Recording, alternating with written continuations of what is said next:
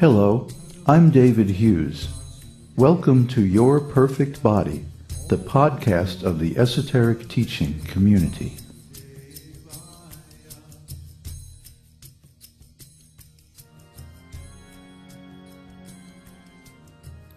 Today's selection is an essay entitled Surrender to Krishna.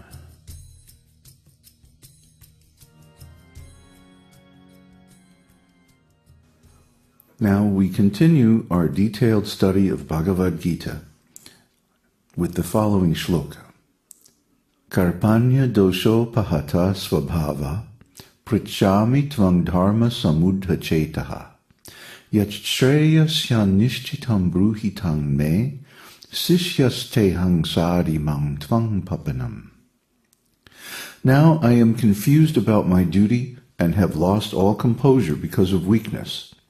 In this condition, I am asking you to tell me clearly what is best for me. Now I am your disciple and a soul surrendered unto you. Please instruct me. Bhagavad-gita 2:7. So this is a very important verse in Bhagavad-gita.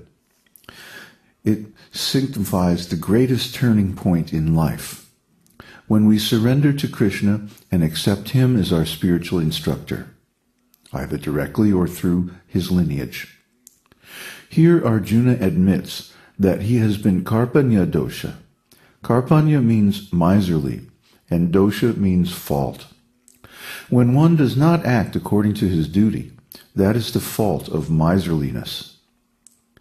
In Vedic society, everyone's duty is determined by his natural tendency to act in a certain way. Yasya hi svabhavasya tasya so durati kramaha. Everyone has got their natural propensity, svabhava, and you cannot change this artificially. One who is habituated to act in a certain way, or whose natural characteristics are developed in a particular way, is very difficult to change. The example is given, svayadi kriyate raja saking naso uparhanam. If you make a dog a king, does it mean that he'll not chase a bone? The dog's nature is to chew on bones. So even if you dress him like a king and let him sit on a nice throne, as soon as you throw a bone in front of him, he'll jump off the throne, chase after it, and chew it. This is called svabhava. In the animal species, it's not possible to change one's nature, which is given by the material energy, prakriti. Purusha prakritisto hi, bhunkte prakriti jan gunan, karanang gunasangosya sadasad yoni janmasu. The living entity in material nature thus follows the ways of life, enjoying the three modes of nature. This is due to his association with that material nature. Thus, he meets with good and evil among various species. Bhagavad-gita 13:22. Why? All living entities are part and parcel of God. Therefore, the original spiritual quality of the living entity is as good as God. The quality is the same, but the quantity is different. The Supreme Personality of Godhead is unlimited, and the jiva soul is atomic. Therefore, he tends to fall down into the material energy. Mamai vangso jiva loke, jiva bhuta sanatanaha, mana sastandindriyani prakriti stani karshati. The living entities in this material conditioned world are my eternal fragmental parts. Due to conditioned life, they are struggling very hard with the six senses, which include the mind.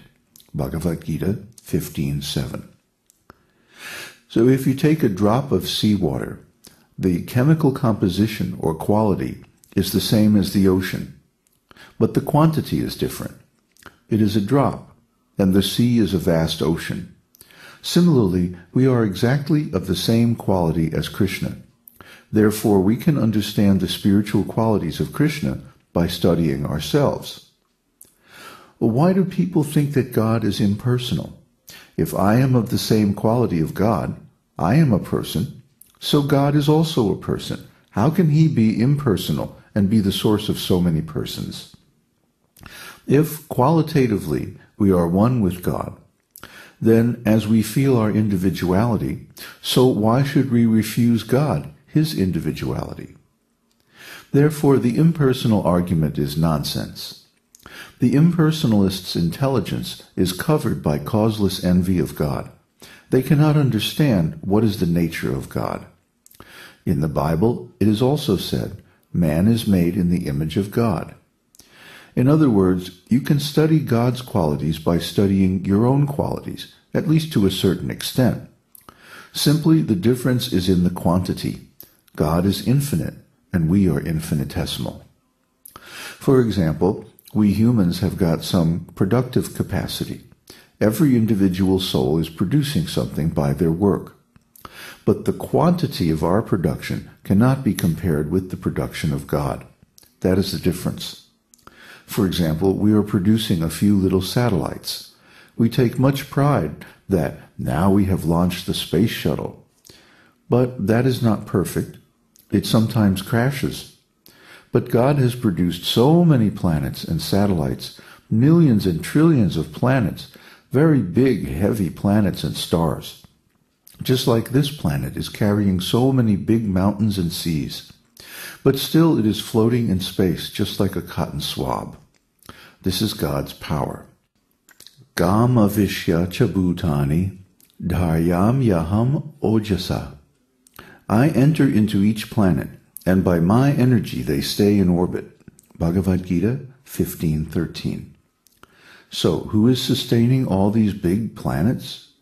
In the Srimad Bhagavatam, we find that they are being carried by Sankarshan, an expansion of an expansion of an expansion of Krishna.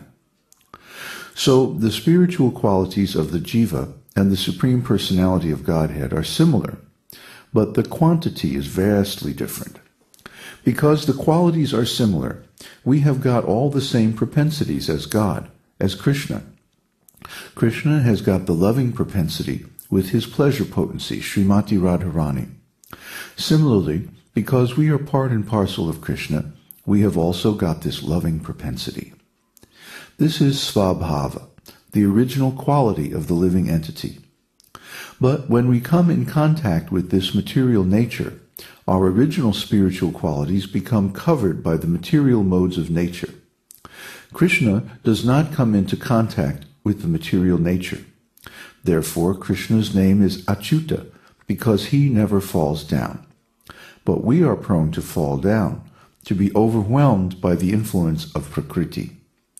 Prakrite kriyamanani gunai karmani sarvashaha ahankara vimudhatma kartaham iti manyate.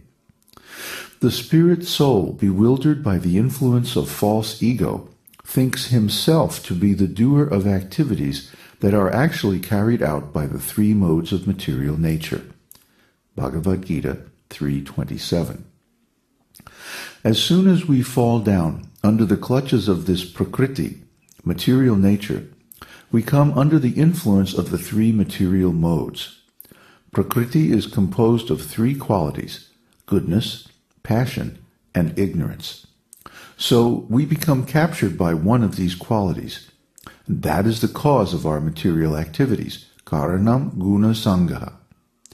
Purusha prakriti stohi bhunkte prakriti jan gunan. Karanam guna sangosya sarasad yoni janmasu. The living entity in material nature thus follows the ways of material life, enjoying the three modes of nature. This is due to his association with that material nature. Thus he meets with good and evil among various species. Bhagavad-gita 13:22. Guna Sangha means the soul is associating with the qualities of material energy. That is the cause of our entrapment in material nature. One can ask, if the living entity is as good as God, then why has one living entity become a dog, another living entity has become a human being, and yet another has become a demigod like Brahma?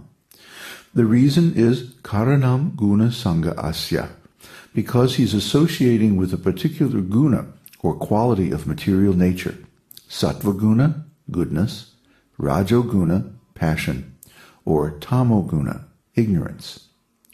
How guna sangha acts is described very vividly in the Upanishads.